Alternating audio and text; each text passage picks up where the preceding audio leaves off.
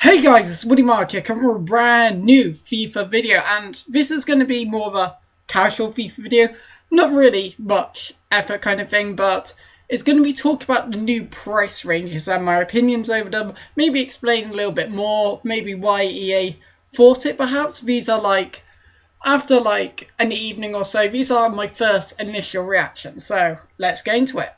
So to begin with, price ranges, it's an aim to stop people. Their aim is to even the playing field. So someone playing legit can get as many coins as someone playing up high. And the thing that I've seen on PlayStation, it seems to work a lot more, because currently they haven't taken into account that prices are different to Xbox and PlayStation. For instance, on PS3, Di Maria was worth around 250,000 coins.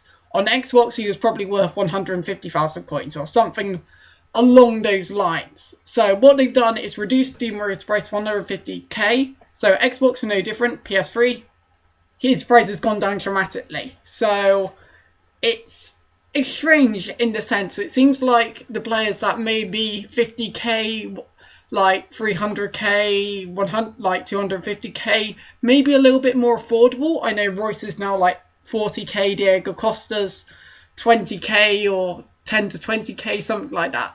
However, the sort of 5k, 3k kind of players are more expensive. For instance, I believe a few days ago I saw Daniel Sturridge for 3k. Now he's going for 20 minimum, and yeah, it's kind of ridiculous in that sense. And for instance, Kyle Walker was pretty low price. Now he's going for 10k. And also Lacazette, I bought his 82 version, I bought for 1k, now going for a minimum of 6. So they've kind of put players in groups rather than looking at them individually, because there's so many players on the market kind of thing. And it interests me what they've done with the major silvers or bronzes like Akinfenwa and all of that. Have they just done 150 to 5,000? I don't know. I might have to look into that in more detail, but currently I feel this edition would have been good at the beginning of 16, because you're still going to have those players that only coin sellers will be able to get. Now, the only problem I have is, which I still don't understand, is what's the harm of making the starting price 150 coins? You guys might be able to tell me in the comments, but at the moment I see no real harm into players going for less rather than higher. I can see harm at making it every player a max of 1 million coins, but I don't see a harm of starting at 150. I'm sure there is a reason that I just can't think of, but it's why don't you just make Lacazette a star of 150 to 6,000 and nothing would change? Well, to 20,000 and nothing would really change in that sense. It can be 150 to 400 or 150 or 200 to 400 and not much will change. And currently the consumables are a bit too high for my liking, considering they said they'd done it by market price. They clearly rushed the consumables a little bit by making them, I believe it's 300 coins to 500, where they were going for discard all year round, which makes zero sense to me, unless Xbox is marked up or something. It makes absolutely no sense to me. But overall, it's probably a good thing, but coin sellers will still find their way, because they might have to do bigger transfers. For instance, okay, you need to sell 5 bronze players for 5,000 coins to get your amount. It'll be more painful, but people still get their reward kind of thing. Or there might be a certain player in the market that you have to sell kind of thing. Might be little loopholes that you see from coin sellers, because there will always be a way to sell coins, whether you like it or not. However, it's a big barrier for them. So it pretty much means that people won't be buying them.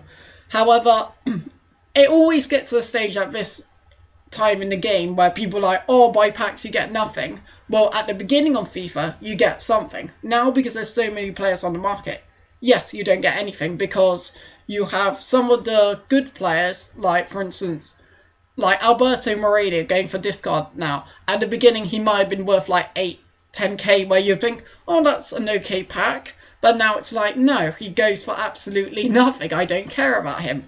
And it's the way it goes. So many people buy packs now that packs towards the end of FIFA, unless you pop like an informer or a big player, they become worthless because it's the way it goes. But even so, they account for the beginning.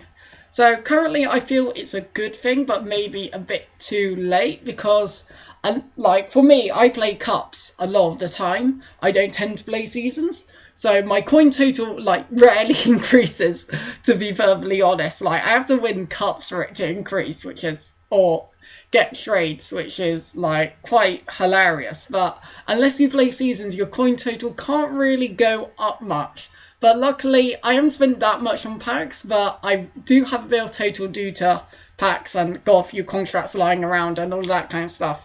So it's honestly not too bad, sorry about that, but yeah, I feel this is probably a good thing for next year. However, as a consumer, maybe I would have wanted more money, like to save my money and buy coins. I don't know. But yeah, but the other thing is people were kind of saying, oh, they've kind of, what they should have done is ban people who bought coins, which is what they were doing. They were trying to send a discreet message out. However, the problem is if they like go, okay, we're going to have 1,000 people hired, ban, ban, ban, ban, ban. Think about the amount of people that bought coins. The amount of people that would get banned and leave the game would be too high. So they don't want to ban too many players. So this method, you're going to have more people buy the next game and play your game. It's kind of with server stuff. Like, I learned a lot of this from Minecraft, but you've got to like learn that they can't just go out banning everyone because it's just not possible. But to be honest, I think I'm going to leave the video there. I think I've got my point out. It's a different video for today. I'll try to get, I believe, challenge, squad builder, and road to 100 goals will be my next video. So subscribe if you haven't already. So yeah, interesting points. I think the point about making people buy your next game is one of their main purposes for doing this. So yeah, just keep that in mind. No one's really brought up that point. But it's been Woody Mark Mafia. See you guys!